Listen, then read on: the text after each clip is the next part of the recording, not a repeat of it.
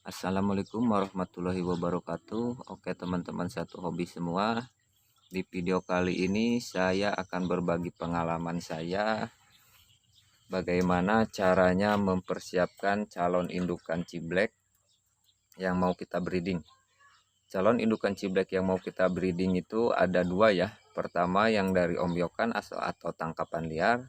Yang kedua dari hasil lolohan. Nah di video kali ini saya akan membahas kedua-duanya. Yang pertama saya akan membahas calon indukan dari ombyokan atau tangkapan liar. Yang pertama harus kita lakukan apa supaya ciblek ini makan pur dulu atau pur total. Setelah ciblek ini pur total, baru kita melakukan proses adaptasi. Dan memang sebelumnya harus kita pastikan bahwa calon indukan ini harus benar-benar sehat, karena proses adaptasi ini memang bisa dibilang cukup lama ya, dan caranya pun sangat sederhana. Mungkin teman-teman udah tahu dengan cara dispray seperti yang ada di depan saya ini, botol itu dengan spray seperti itu. Dan saya lakukan dulu sehari itu sebanyak 3 kali ya, pagi, siang, dan sore. Itu saya spray sampai basah kuyup. Setelah itu saya jemur, dan setelah kering saya angin-angin di tempat yang rendah atau di tempat yang ramai. Tujuannya supaya ciblek ini adaptasi. Kalaupun teman-teman bisa sampai jinak itu lebih bagus, tapi kalaupun tidak juga tidak jadi masalah. Yang penting adaptasi burung ini udah kuat lah, udah kuat. Maksudnya kuat di sini udah tidak terlalu stres ketika melihat manusia ataupun binatang seperti kucing dan lain-lain. Tanda-tanda si ciblek ini udah adaptasinya udah bagus, kita masukkan tangan ke dalam kandang. Ketika dia gerabakan, kita keluarkan lagi tangan kita, lalu masukkan ulat, kroto ataupun jangkrik ke cepuk. Ketika dia langsung mau makan tersebut, itu bisa dipastikan kalau adaptasinya udah bagus. Walaupun takut ketika dia melihat dia langsung mau makan, tidak harus menunggu lama ya, tidak menunggu lama. Nah setelah itu kita perhatikan terus ciblek yang mau kita breeding. Yang kita persiapkan itu udah seperti ciri-ciri yang tadi saya sebutkan. Ketika dimasukkan itu dia langsung makan. Nah di situ baru kita tahu bahwa ciblek yang kita siapkan ini adaptasinya udah bagus. Nah yang selanjutnya kita perhatikan terus atau pantau terus. Kita perhatikan tingkah laku si jantan, terutama si jantan. Ketika si jantan sering terpantau meloloh betina, berarti itu udah jodoh. Tandanya berarti itu udah jodoh. Setelah terpantau seperti itu, kita biarkan dulu di kandang harian selama 1 bulan. Kita pantau dulu, kita pastikan kalau memang adaptasinya udah memang benar-benar bagus. Setelah 1 bulan baru kita bisa memasukkannya ke kandang breeding. Karena menjodohkan indukan liar ini bisa dibilang sangat mudah ya. Maksudnya sangat mudah di sini, tidak terlalu berisiko seperti indukan hasil lolohan. Biasanya di hasil lolohan ini si jantannya memang selalu agresif ya. Apalagi jantannya pernah disetel buat lomba atau memang disetel supaya benar-benar pektar. Biasanya itu agak sulit untuk dijodohkan karena berisiko kematian sama si betinanya. Lain halnya sama indukan hasil ombyokan ya atau tangkapan liar, itu begitu kita dapat bisa langsung kita gabung. Ya saya ulang lagi, ketika si jantan meloloh betina berarti itu udah menandakan bahwa perjodohan berhasil. Kalaupun masih tidur bareng berarti itu masih hanya akur, baru akur dan belum tentu dia jodoh. Biasanya ciri-ciri jodoh itu si jantan meloloh betina pakai atau si betina mengambil dari paruh jantan. Itu udah dipastikan dia berjodoh. Oke teman-teman, sekarang saya akan membahas indukan dari hasil lolohan. Indukan dari hasil lolohan, terutama dari jantannya.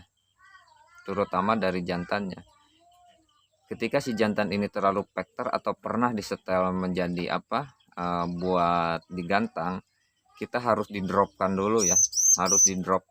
Supaya supaya birahinya tidak terlalu tinggi. Karena kalau birahi si jantan ini terlalu tinggi, biasanya calon indukan betina ini sering dihajar ya.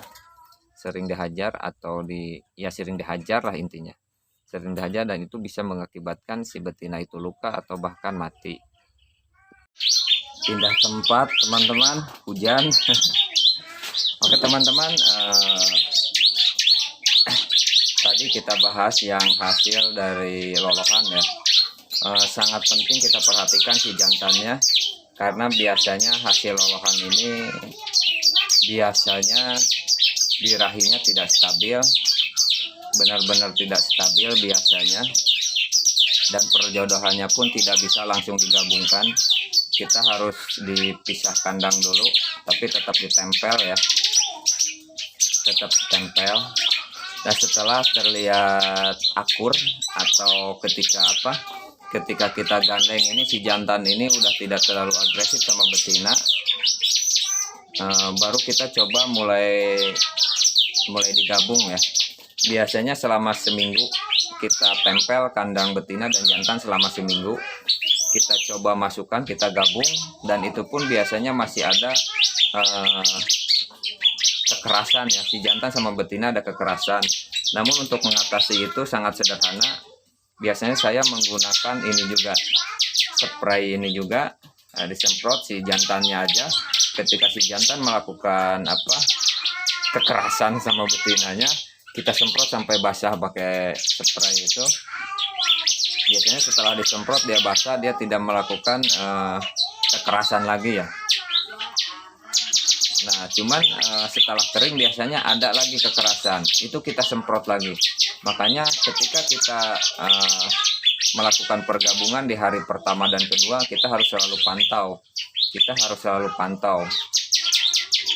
Namun ketika kekerasannya itu udah agak berkurang, bisa kita kerodong, tapi dipastikan dulu si calon indukannya udah memang benar-benar kenyang ya, udah benar-benar makan kenyang. Kita kerodong, karena posisi kita kerodong itu biasanya saya menyimpan di tempat yang agak gelap, tapi dia masih bisa makan lah. Jadi gelapnya pun tidak terlalu gelap. Nah biasanya seperti itu. Dan ciri-ciri jodohnya pun sama seperti yang tadi saya jelaskan di ombyokan. Ketika si jantan udah mau meloloh betina, atau si betina mengambil makanan dari paruh jantan atau dari paruh jantan, itu bisa dipastikan kalau itu udah berjodoh. Cuman tahapan berjodoh di sini ada yang 90% ataupun ada yang 100%. Untuk memastikannya biar 100%, setelah terpantau si jantan meloloh betina, kita biarkan dulu selama sebulan di kandang harian. Kita biarkan dulu selama sebulan ya teman-teman, selama sebulan di kandang harian sambil kita pantau. Apalagi udah terlihat si jantan kawin sama betina, nah itu udah dipastikan memang udah benar-benar berjodoh. Dan si betina pun sering ngelepar ya. Ngelepar, teman-teman tahu ngelepar, biasanya menggerak-gerakkan sayap sambil sedikit jongkok ya. Biasanya itu dia si betina itu udah minta kawin, dan itu memang udah siap kita masukkan ke kandang breeding. Ke teman-teman sangat sederhana sekali sebenarnya, cuman yang perlu teman-teman perhatikan itu adalah biasanya di calon indukan yang jantan. Dan untuk umur si jantan ini tidak terbatas, mau setahun, 2 tahun, 3 tahun, bahkan 4 tahun nggak jadi masalah. Tapi yang harus kita perhatikan adalah calon indukan betina, terutama yang hasil liar itu kita harus perhatikan calon betinanya. Diusahakan kalau calon indukan betina itu harus lebih muda dari jantan. Umurnya sama pun tidak jadi masalah, lebih tua pun sebenarnya tidak jadi masalah. Cuman sepengalaman saya, kalau indukan betina lebih muda daripada jantan, biasanya lebih cepat berhasil dibandingkan yang umurnya sama atau lebih tua dari jantan.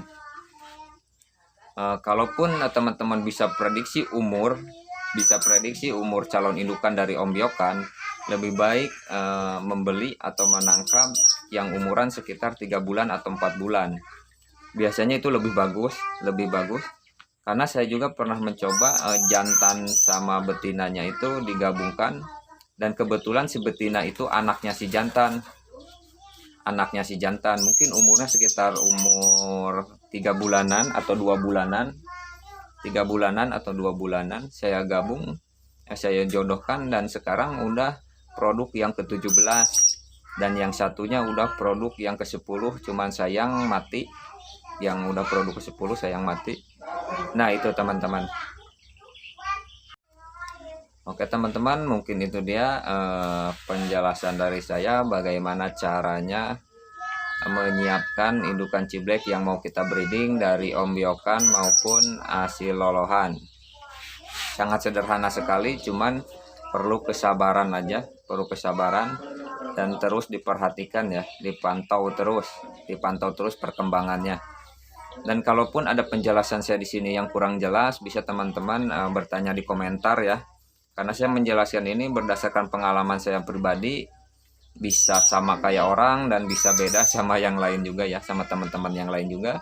Dan kebetulan saya juga tidak pakai teks, langsung saja saya ngomong, jadi mungkin agak kurang jelas ya. Tapi mudah-mudahan teman-teman bisa ngerti ya dari penjelasan saya. Kalaupun tidak ngerti, teman-teman boleh nanya di komentar. Kalau pertanyaan teman-teman sesuai dengan pengalaman saya, akan saya jelaskan. Kalau belum pernah saya mengalaminya, mungkin teman-teman yang lain bisa membantu menjelaskan ya.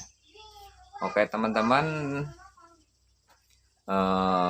mudah-mudahan breeding teman-teman semua berhasil, lancar terus, dan jangan lupa dukungannya dengan cara subscribe, like, and comment ya. Di share ke teman-teman yang lain juga bagus, supaya saya lebih semangat lagi membuat video-video tentang seputaran ciblek. Oke teman-teman, semoga berhasil dan semangat.